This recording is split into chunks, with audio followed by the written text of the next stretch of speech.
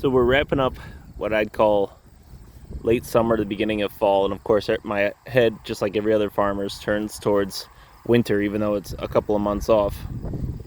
And just a couple of basic thoughts that I thought I'd put down.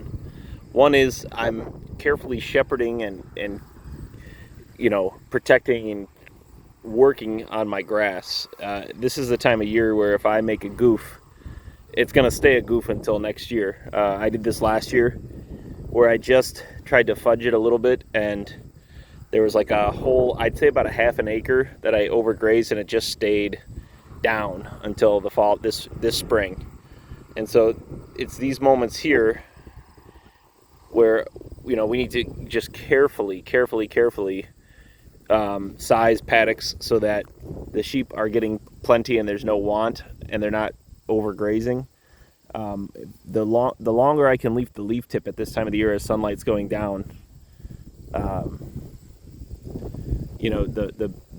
better chance I have of making another swing through the farm. So we're starting what I think is going to be the second to last rotation on the farm, which should, the rotation's fairly long, so this should get me, if I go all the way around once and then go again, that should get me to December.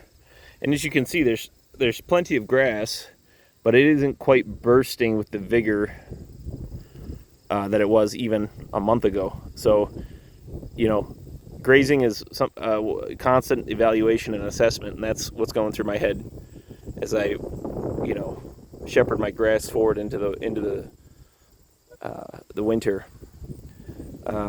We got all the hay we need made, and everything else that we're making now is just gravy. We'll sell it to some horse people. So that's like a nice feeling to know that I have all the hay plus a good 10%, 15% buffer that we'll need.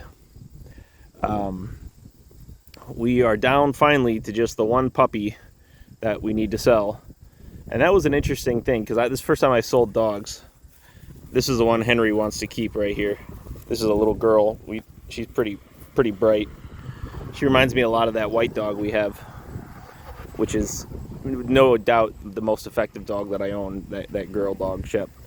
But selling dogs has been different. It felt like it was like nothing, and weird people trying to lowball me and buy these dogs for pets. And then all of a sudden it started clicking where farmers were reaching out looking, which is really nice, because that's where I want these dogs to go. And people, I just started finally running into, through perseverance, people that knew the value of a decent dog that's been in the field since it was born. So we're hoping, I'm talking to a few more people, and we're hoping to have that guy unloaded here maybe in the next week or so. Yep, last one. And they're doing really well. They aren't very rambunctious. It doesn't seem like they want to chase after the cattle, and I think that just helps to have a super well-trained, mature mother that they learn from. Sheep sales have gone well this year. Don't bite my leg. All we have left, I have about 20 ewes left in here that ewe lambs that I'm gonna sell, and about 20 more meat lambs that I'm gonna carry all the way to butcher in late December. And then the rest of it's just my core ewe flock, and then the rams are of course at the ram farm. I had quite a bit of it's not bad luck, poor judgment. I pulled what I thought were going to be the top 5 ram lambs out and put them over there and left them intact. And there was only one that seemed like he was worth anything. And then he got a little bit of hardware disease, and he really lost. I mean, he's living and he's recovering now, but he ate something and stopped eating.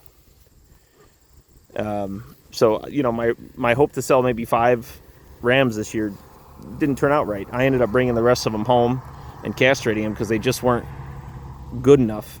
And I have to think that it comes down to how I was trying to manage my rams this year, which is lower rotation, feeding hay, because they were on a third location where I just didn't have a lot of land. And so I'm going to adjust that next year, because I just wasn't happy with the way my immature ram lambs came forward.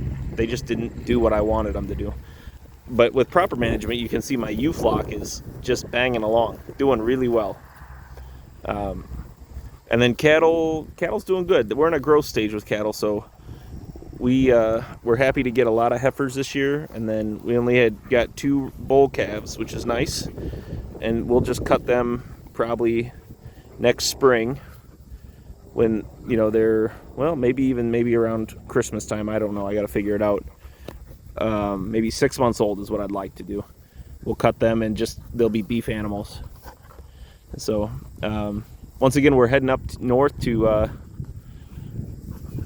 listen to Greg and Isaac do their presentations at George's grazing school. It's so funny. One of the people that bought one of these dogs, he came up and he's like, "Are those timeless fence posts, you know, out there?" "Oh yeah, yeah." And he goes, "What about those? Are those O'Brien's?" And I go, "Yeah." And he goes, "Have you ever heard of this guy, Greg Judy?" And I go, "I might have heard of him." And he was just on fire for it. So I told him that there was a grazing school up north here maybe in a couple of weeks, and he was like, "Oh, maybe I'll look into that." So hopefully we'll see him up there. Anyway, just a brief update video. The trees aren't changing color yet, but there's just a turn that I feel coming. And it was a good moment to stop and reflect as, you know, I'm, you know, finishing up for the night with my farm chores. All right.